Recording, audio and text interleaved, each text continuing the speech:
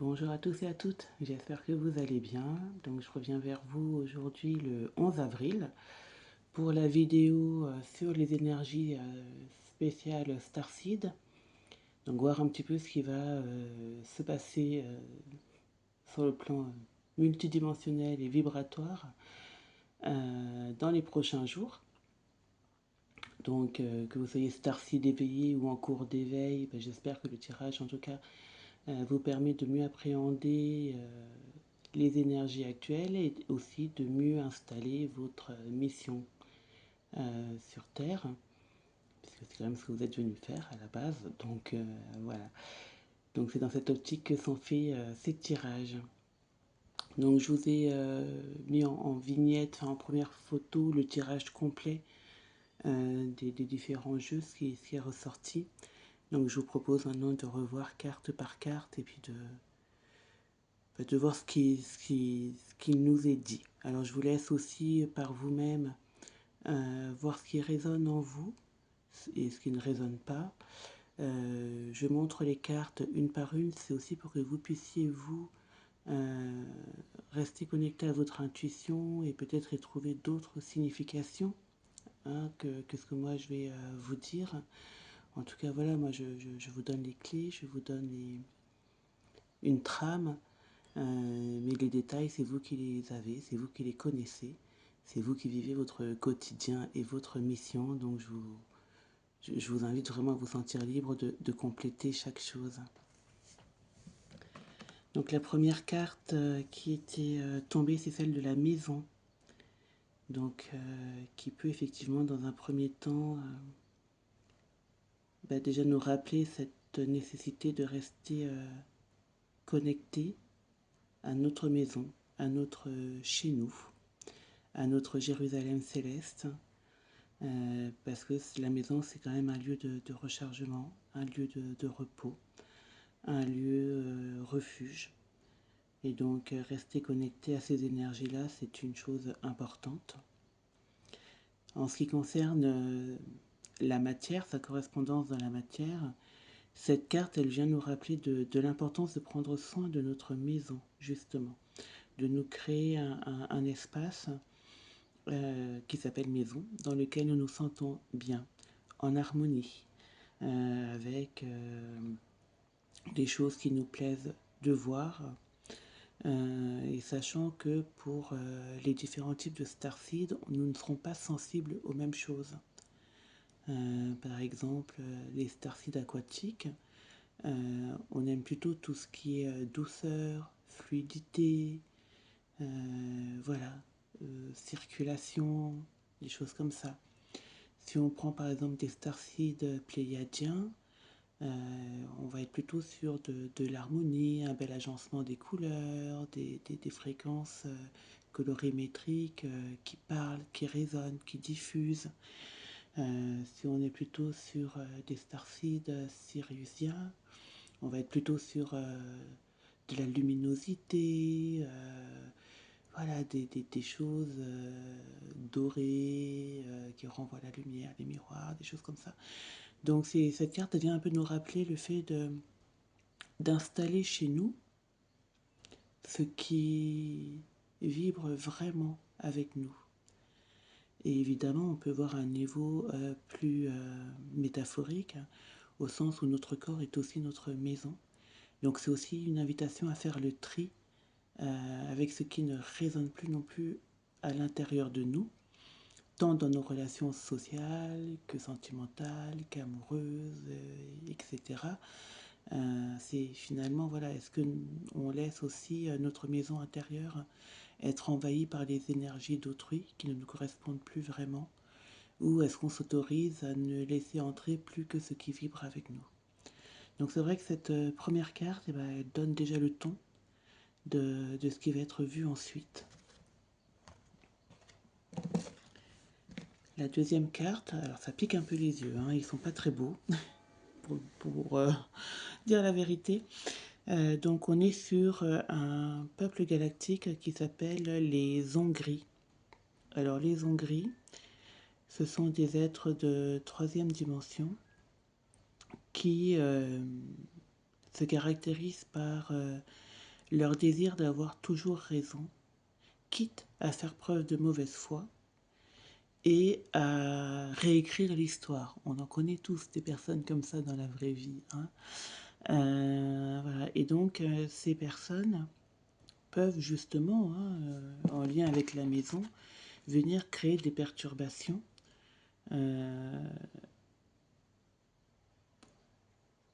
pour justement mettre à mal cette maison que vous bâtissez ou que vous avez déjà bâtie. Et ces hongries sont des gens qui sont enfermés dans leur propre croyance, dans leur propre limitation de perception des choses. Donc cette carte, elle vient aussi nous inviter à questionner nos croyances, parce qu'il ne faut pas oublier que les croyances, ça forme aussi les fondations d'une maison. Donc finalement, sur quoi repose notre maison, sur quoi repose ce que nous avons construit? Est-ce que nous ne sommes pas nous-mêmes enfermés dans nos propres illusions? Voilà. Est-ce qu'on a décidé de nous cacher encore à nous-mêmes ce qui est des évidences? Donc finalement, est-ce que on fait le choix d'entretenir nos propres mensonges? C'est à ça que vient c'est ça que vient éclairer en tout cas la présence des hongries dans le tirage. Comment affrontons-nous ou pas nos propres mensonges? La troisième carte, c'est celle des Anunnaki. Je ne sais pas s'il y a encore besoin de les présenter vraiment. Nous sommes sur des maîtres manipulateurs. Et ça vient renforcer encore le questionnement des hongries. En quoi nous nous manipulons nous-mêmes dans nos fausses croyances? En quoi nous nous laissons manipuler aussi par un environnement? Et qu'est-ce que nous décidons de faire de ça? La quatrième carte, on revient vers la douceur. C'est la carte des Urma. Donc les Urma, peuple de cinquième dimension, hein, à tête de lion. Je les aime beaucoup, même s'ils sont des instructeurs très, très tranchants. Les Urma, ils ont, eux, la notion de clan, de famille qui est très forte. Enfin, qui est devenue vraiment quelque chose de très fort pour eux. À quelle famille j'appartiens? Est-ce que je suis loyal envers ma famille, envers ma maison? Hein, la carte de l'Urma, elle vient refaire écho. Et questionner aussi notre lien à la maison. Est-ce que je suis... est-ce que je préfère faire le choix de trahir ma famille? Ça peut être par exemple la famille stellaire, galactique, au profit de ma famille humaine, même si je sais qu'avec cette famille humaine, je dois porter des masques, je dois subir des manipulations peut-être, je dois rester enfermé dans des croyances limitantes. Ou est-ce que je choisis d'être vrai, d'être moi, d'accepter qui je suis et de me reconnecter à ma famille de cœur, mon origine stellaire, et d'agir en tant que telle, même si effectivement ça ne va pas être évident, parce que les Urmas nous parlent aussi de détermination et de force dans ce qu'ils font, mais une détermination et une force qui est contrôlée, qui n'est pas là pour détruire, qui est vraiment là pour faire avancer le collectif. Donc la carte des Urmas vient nous interroger là-dessus finalement. À qui sommes-nous loyaux? À notre maison ou à celle des autres? Et puis sur cet oracle, la cinquième carte qui vient en conclusion de tout ça, c'est la carte de la femme. Alors effectivement, ça peut être la femme physique, on peut aussi voir au travers d'elle la mère divine. Et puis, on doit surtout peut-être se poser la question nous, dans notre énergie féminine, comment nous nous positionnons. Est-ce que nous sommes à l'écoute de ce qu'elle nous indique en termes d'intuition, de ressenti, de fréquence, de potentiel créateur? Ou est-ce que là aussi finalement on décide de ne pas être loyal à cette énergie du féminin sacré et on fait le choix finalement de rester dans notre tête et d'agir en fonction de ce qu'on attend de nous plutôt qu'en fonction de ce que nous sommes. Donc voilà, c'est vrai que cette carte vient bien clôturer cette première partie de tirage en tout cas, puisque nous partons de la maison et nous arrivons à l'énergie féminine, qui est quand même une énergie typique du foyer. Donc finalement, qu'est-ce que nous faisons par rapport à notre foyer? Comment nous occupons-nous de notre foyer? Et elle nous rappelle du coup la nécessité, encore une fois, d'apporter de la beauté et du bien-être et de l'harmonie dans ce foyer. Donc là, j'entends être aligné avec vous-même et la seule chose que j'ai à vous dire, c'est le seul message que porte cette carte à ce moment-ci. Être aligné à vous-même, chers enfants des étoiles.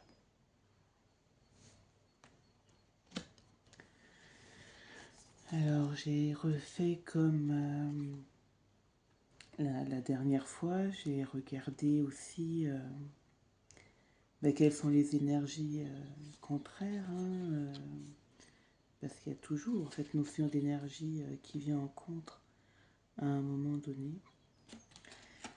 Donc la première carte qui est sortie par rapport à ça, c'est, alors sans grande surprise, la carte, excusez-moi, c'est la carte de Sirius. Alors, elles sont très grosses ces cartes.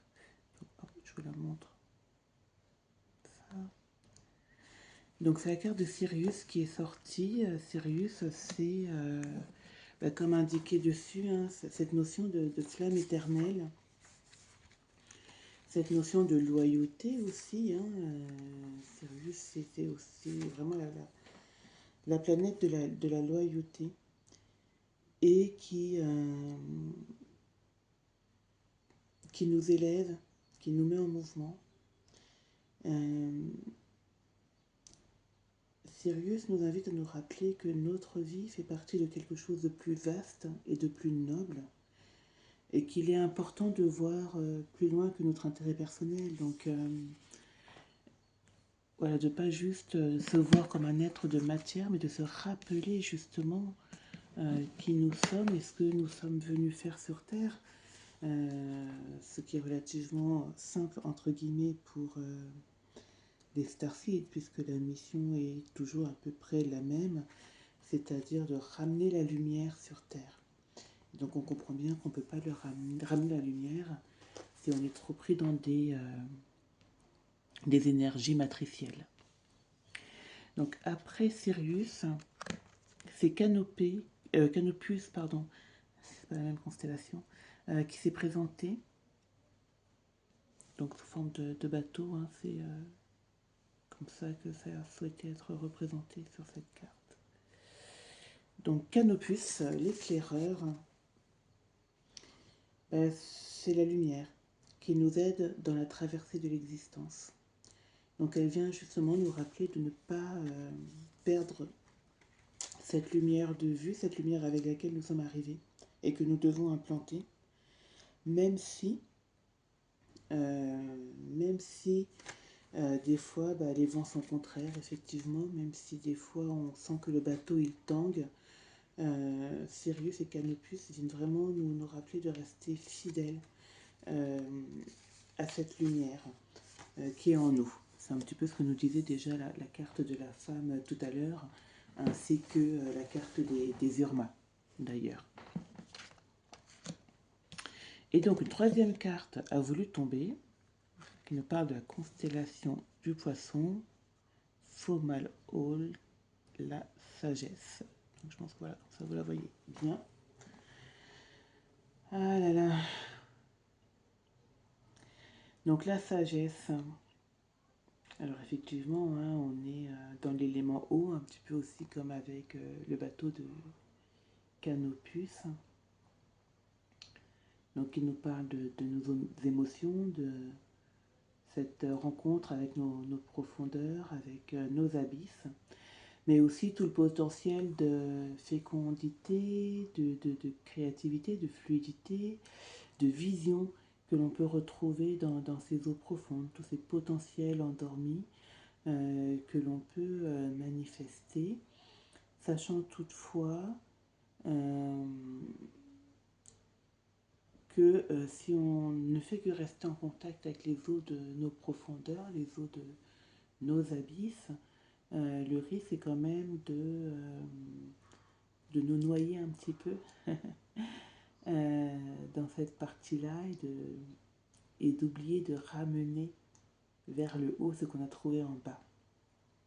Donc, effectivement, avec cette constellation, on peut avoir des visions célestes, des connexions très fortes avec cette partie la plus sacrée à l'intérieur de nous, mais en n'oubliant pas de la ramener, cette partie-là, dans notre monde éveillé. Autrement dit, n'oublions pas que cette lumière à l'intérieur de nous doit être ramenée à l'extérieur de nous. C'est ce que vient nous rappeler cette carte, et qu'il ne s'agit pas de la ramener n'importe comment, il faut la ramener avec fluidité, créativité et sagesse également. Donc de respecter aussi certaines conditions dans l'accomplissement de ce pourquoi nous nous sommes incarnés.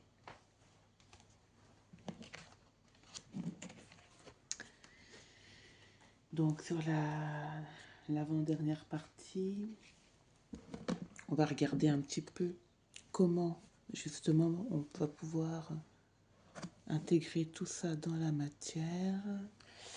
Donc la première carte, la première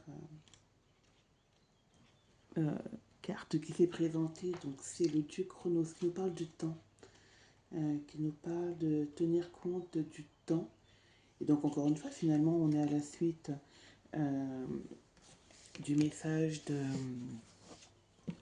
de Fomalhaut, qui est d'œuvrer avec sagesse. Hein. Le temps implique forcément de prendre aussi en compte la notion de sagesse qui se pose dans ce temps.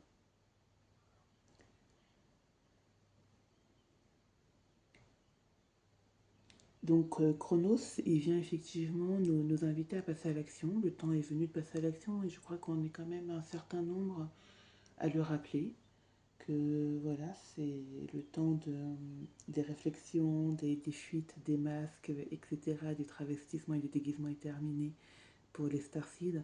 Il est maintenant temps de passer à l'action, pas n'importe comment encore une fois, mais en tout cas il est temps de passer à l'action et de prendre le temps d'organiser, de maîtriser et de poser l'action dans la matière. Le temps de la procrastination est terminé, et pourtant Dieu seul sait à quel point les starseeds, on est assez fort pour procrastiner, parce qu'on sait que le temps viendra toujours à un moment ou à un autre et qu'on aura le temps. Mais là, du coup, Chronos vient nous rappeler que le temps, c'est maintenant. Donc ça veut dire concrètement si vous avez des idées, des projets, que vous ne savez pas trop comment les mettre en place, si oui, non, etc. Chronos vient vous dire qu'en fait c'est le temps vraiment de vous poser dessus, de les tailler, de les épurer, de les affiner, mais en tout cas il est temps de les mettre sur l'établi pour pouvoir les inscrire dans la matière. La deuxième carte qui est venue, c'est la baguette de Circé, la première, Donc c'est une déesse grecque qui est souvent considérée comme une sorcière. Et donc elle vient nous, nous informer qu'on a le choix. On a le choix les différents, dans les différentes possibilités de manifester notre potentiel. Voilà. Il y a des starseeds qui sont plus des guérisseurs, il y a des starseeds qui sont plus des constructeurs, il y a des starseeds qui sont plutôt des ingénieurs, d'autres des artistes. Et ben, tout est juste en fait. Et c'est pas parce qu'on vous dit oui, bah, du coup, toi, je sais pas, tu as un Urma, donc comme normalement ton énergie, c'est celle d'être un protecteur militaire, et ben, tu dois entrer dans l'armée ou tu dois faire telle chose pour correspondre à ton énergie, que c'est forcément ce que vous devez faire. C'est pas la protection bienveillante peut se manifester par plein d'autres choses. Vous pouvez être un Urma qui avait envie, par exemple, de créer des amulettes de protection. Voilà. Et ben, c'est juste aussi. Donc, Circé la première vient vous dire que dans ce que vous avez à accomplir comme mission, vous avez le choix dans la modalité d'exercice de cette mission. Cette, voire ces missions, puisque c'est très rare en fait qu'on en accomplisse qu'une et d'une seule modalité. Donc, donc voilà. De ne pas oublier votre libre arbitre et vos expériences passées, parce que beaucoup d'expériences passées vous ont déjà indiqué ce pourquoi vous étiez fait, en tout cas de quelle façon vous aviez plaisir à faire certaines choses. Donc basez-vous aussi là-dessus. La troisième carte qui est tombée, c'est celle du Walkman d'Andorra. Et bien en fait, elle vient vous rappeler de nouveau, parce que le Walkman c'est quand même quelque chose d'assez ancien, et donc voilà, de revenir en arrière dans votre mémoire, entre le moment où par exemple vous avez commencé à vous intéresser au domaine du développement spirituel, ou à l'énergétique, ou au galactique, ou aux plantes, ou aux minéraux, enfin bref, tout cet univers-là. Quels sont les outils que vous avez eu plaisir à manier? Quels sont les outils que vous continuez de manier, mais un peu parce que, bah voilà, par exemple, vous avez payé la formation et donc du coup, vous voulez continuer de le faire parce que vous avez payé la formation, mais c'est pas quelque chose qui vous épanouit pleinement. Quels sont les outils avec lesquels vous vous sentez encore en phase, mais vous sentez que vous pourriez les faire aller plus loin? Donc voilà, ce Walkman là d'Andorra vient vous inviter à revisiter ce passé, euh, on va dire, de développement personnel, pour voir ce qui vous plaisait dedans et ce qui ne vous plaît plus. Et c'est justement sur la base de ce qui vous plaît vraiment, avec quels outils, que vous allez pouvoir créer le nouveau et vous créer du coup de nouveaux souvenirs pour la suite.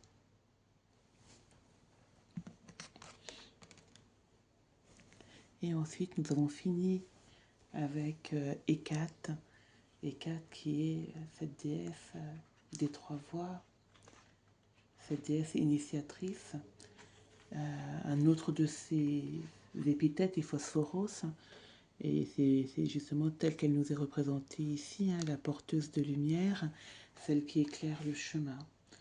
Donc armée de sa torche, elle est celle qui guide du coup les vivants comme les morts. Et donc cette carte vient nous inviter à nous inspirer de son rôle de passeuse entre les deux dimensions, pour justement accomplir notre mission. Et je trouve que c'est pas trop mal parce que ça boucle vraiment l'ensemble du tirage. Puisque Hécate vient de nous rappeler qu'en tant que Starseed, nous sommes des ponts entre le ciel et la terre. Nous ne sommes pas uniquement sur terre, nous ne sommes pas uniquement dans le ciel, nous sommes bien ce pont entre notre maison d'en haut et la maison d'en bas, et que nous avons accepté cette mission de venir éclairer avec la torche ce qui doit être éclairé. Alors d'abord en nous, c'est toujours pareil, d'abord à l'intérieur de nous, et puis autour de nous. Donc voilà, et Kat nous invite vraiment à travailler sur la meilleure façon pour nous de faire le lien entre les deux dimensions pour pouvoir être ces porteurs de lumière dans la matière incarnée. Donc, la carte mantra qui est sortie, c'est celle du Temple du Soleil. Donc, je vous lis le message et en même temps, je vous le filme. Comme ça, vous pouvez le lire et voir aussi comment il s'intègre dans ce que vous avez à faire. Dans le Temple du Soleil, les rayons d'or embrassent les murs de pierre avec une douce chaleur. Au cœur de cet édifice sacré, les flammes intérieures de chaque âme sont ravivées, illuminant les corridors de la conscience. En ces lieux sacrés, découvre la puissance du feu intérieur. Laisse-le te purifier et te guider vers l'illumination. Que chaque pas dans ce temple soit un hommage à la flamme éternelle de l'existence et que sa lumière éclaire ton chemin vers la vérité et la transformation. Donc voilà, une belle invitation à se laisser guider par son feu intérieur, voire peut-être même d'allumer ce feu dans notre maison. Et de laisser que ce feu nous revitalise quand on se sent un petit peu down face à la mission. Et que ce feu nous serve aussi pour éclairer notre propre chemin. Qu'il nous serve également à l'utiliser avec sagesse pour éclairer aussi le chemin des autres. Donc voilà, ce sont les énergies qui vont nous accompagner sur les prochains jours en tant que Starseed. Je vous souhaite un beau réveil de votre feu intérieur et une belle remise en fréquence de vos maisons. À bientôt.